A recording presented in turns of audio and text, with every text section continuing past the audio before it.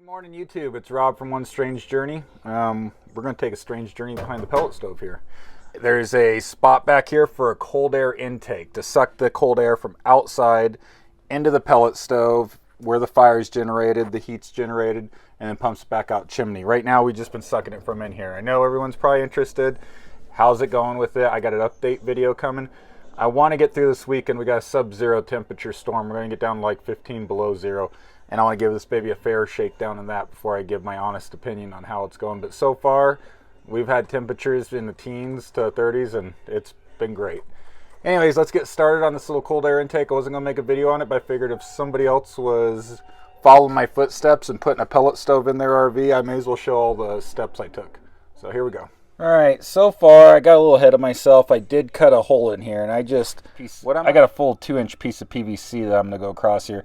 Like I said, the one on Amazon was like 70 bucks. It was just a little metal pipe that everybody said was falling apart and a little vent outside. Did not seem worth the money. So that's the cold air intake right there. It doesn't even get hot. It stays cold. So all I'm gonna do is run a piece of 2-inch PVC from there straight into the wall and outside. And then for like 20 bucks, I picked up a vent to go outside.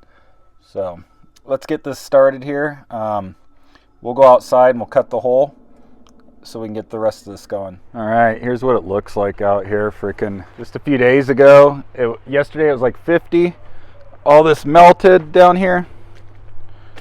And then snowed half the day today. It's supposed to still be snowing, but it's not. I don't know what the heck's going on anymore. So we just got a nice, slushy, muddy mess. Right there, as you can see, that's my hole that came through already. And you know, one thing I forgot to do, I did not use caulking up in here. Major no-no. I caulked all the way around all this nice and pretty. I did not caulk that for some reason. So I need to do that. I'm gonna mark out a hole. The radius I need for that little vent pipe. Let me show you the vent pipe I'm using. This thing was like 20 bucks for 2 of these. And it's a lot nicer looking than what you got in that kit. So I like the way it has screening in the back, stop bugs from getting in and everything. Let's get that marked out and we'll start cutting. Right, so here it is. It's got these little pins that once I push in, I can pull them out, push it in, it'll kind of snap in. So I want to do the hole just barely any bigger than this. Enough that it'll slide in, these little pins can catch. I'm just trying to think with rain, in case rain gets in there, how I want this. I think I want this to sit a little bit lower.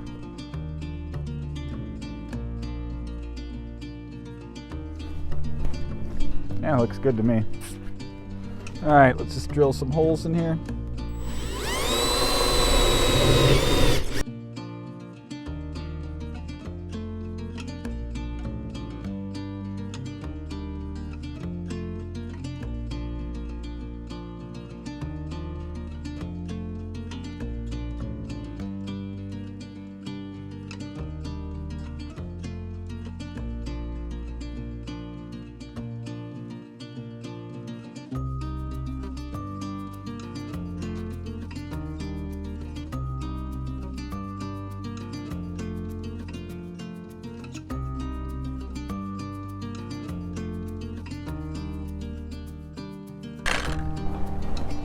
Oh man, I went through the wall and the inside. Just what I didn't want to do. Oh, that's upside down. Nice tight fit though.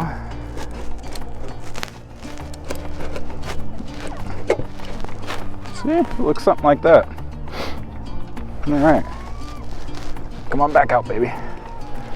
Oh man, all right. That's it. All right, see, something like that, but what sucks is I kind of screwed up. I cut through on the wall inside there. Well, I'll figure something else out. All right, let's go inside. Pain in my ass.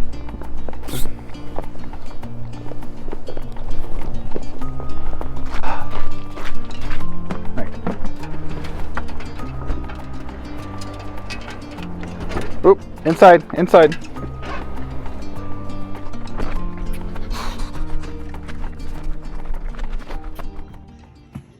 All right, size of the back of wood stove is 1.5 inches. Let's see if there's 1.5 inch couplings here. There we go. 1.5 inches.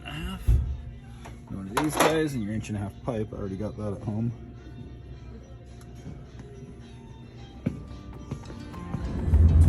It's funny. What? Since I'm taking Tuesday, Wednesday off next week, I basically get this weekend off. Saturday, Sunday. So you get a 4-day weekend. Kind of. I go to work on Monday and then I get 2 days off. Yeah. There's Brennan checking his balance. He's pissed off I made him get out and do it. He's talking to himself, what a weirdo.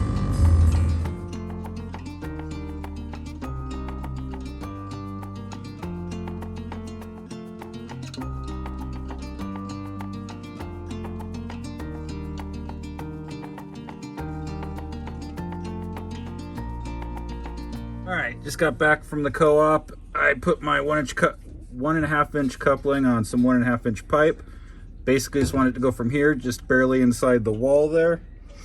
And then I'll put the vent cover on the other side. So, and that's the air inlet right there. So I'm gonna kind of nozzle this through. And we're gonna get her on. Perfect fit. And the thing I like about it being where it's at higher is if water comes in that vent, it's gonna drain back out and not come into this part. All right, so now I'm gonna put some silicone around this. We're gonna screw it to the wall.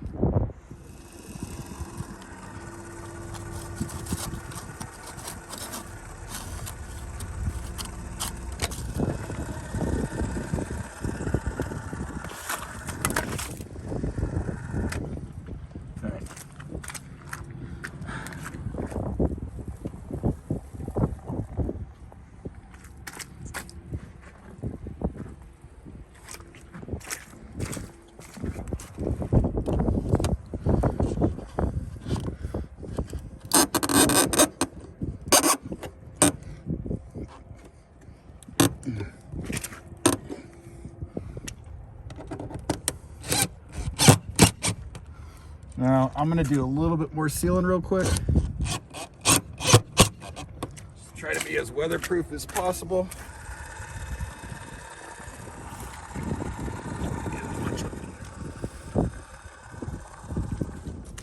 Alright, and then let me tighten this down now.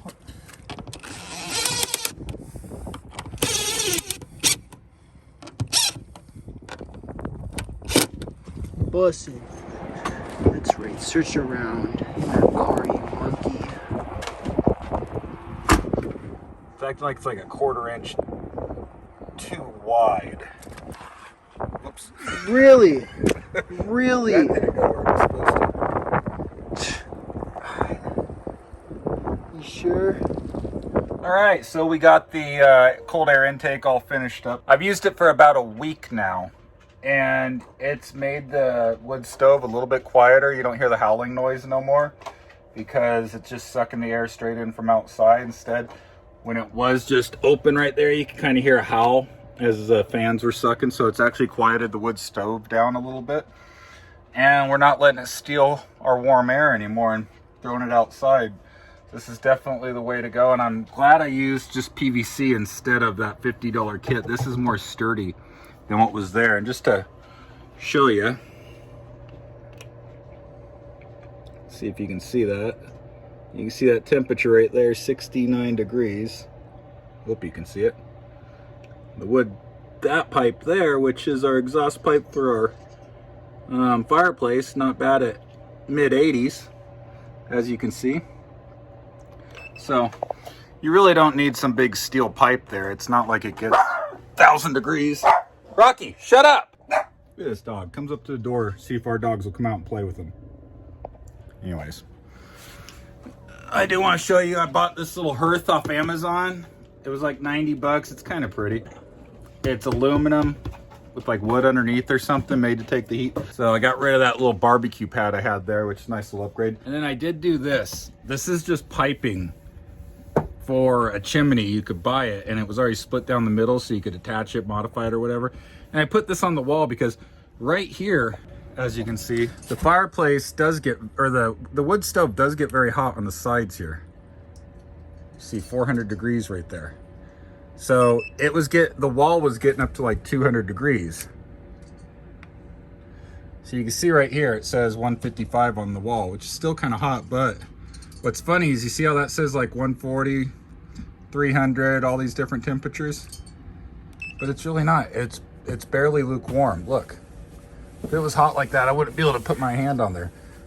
By using this chimney piping stuff, it's like it reflects the heat. It's not hot at all. It's probably, if anything, mid 70s, but I put my little temperature gauge on it and it sure says something different. Isn't that weird? You can see the little red tip right there.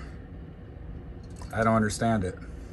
So that turned out like a good idea. If I would do anything differently, I'd maybe give more of a space, more of a gap, especially if you're not going to put something on the wall.